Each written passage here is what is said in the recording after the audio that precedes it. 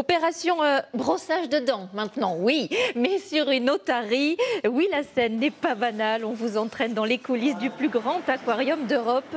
Il se trouve à Boulogne-sur-Mer. 56 000 animaux, 230 personnes pour s'en occuper. Parfois au milieu des requins et des bancs de poissons pour nettoyer les vitres. Reportage de Marion Fiat et Bora Agirbas. La journée commence toujours ainsi. Balou, le lion de mer, se fait brosser les dents et c'est une partie importante de sa toilette. Car les dents de ces otaries sont particulièrement sensibles. Ses soigneurs lui apprennent à réaliser des postures pour prendre des radios de sa mâchoire régulièrement, sur le dessus, par en dessous, les côtés aussi. Et même s'il pèse plus de 150 kilos, il est aussi agile que docile. On sait que dans le milieu naturel, le tartre, c'est une des principales causes de mortalité chez ces animaux. Donc là, la radiographie, ça va permettre de vérifier la mâchoire supérieure, la mâchoire inférieure. On sait que chez eux, en fait, les dents sont de forme conique, donc les dents ne vont pas tomber parce qu'elles vont rester bloquées dans la mâchoire. Et donc, en cas de problème dentaire, malheureusement, c'est la mâchoire qui se fracture. Salut les poulettes, ça va? Un peu plus loin, Louise, elle, est chargée de réveiller les poissons des aquariums de la réserve. On fait un petit tour et en fait on s'assure que tous les animaux ont passé une bonne nuit. On s'assure également qu'il n'y a pas de problème sur les bassins. On est content d'arriver et de les retrouver. On est très attachés à eux, donc c'est chouette. Une fois les bassins de son secteur vérifiés, elle apporte le petit déjeuner.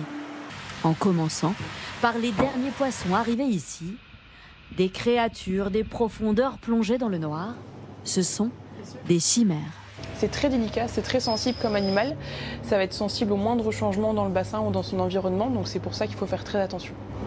Les chouchouter. On les chouchoute. C'est le plus grand aquarium d'Europe. 230 personnes travaillent ici, dont 30 soigneurs qui nourrissent, entraînent et prennent soin de 1600 espèces animales. Comme la tortue Kawan. C'est le jour de sa visite médicale.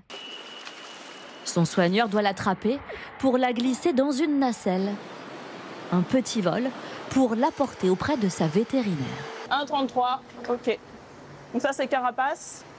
Le but, surveiller sa croissance et l'ausculter de la tête aux pattes. Et bonne nouvelle, elle est en pleine santé. Elle était un petit peu en surcharge pondérale à un moment donné. Donc là, sa petite baisse de régime, ça l'a permis de se réaligner avec sa courbe de poids normale. Donc non, là j'ai un animal qui est sain, qui va bien, qui développe des comportements dans son bassin qui sont complètement classiques de ce qu'on pourrait retrouver dans la nature et c'est ce qu'on cherche.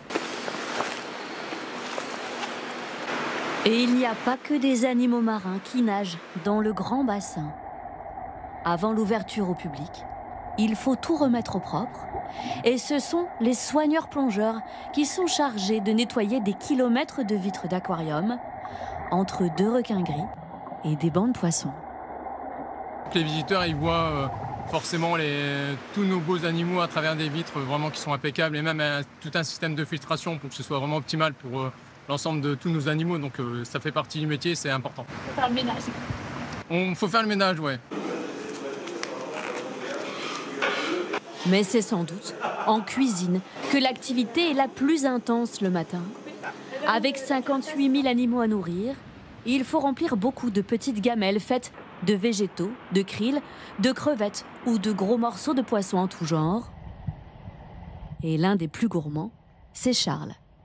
Il a tendance à vouloir beaucoup manger. Donc sa ration a été bien établie en fonction de ses besoins, mais il a tendance à vouloir un peu plus forcément. Cette raie manta de plus de 4 mètres d'envergure et 700 kilos est nourrie à la cuillère, ou plutôt à la louche, vu son gabarit gigantesque.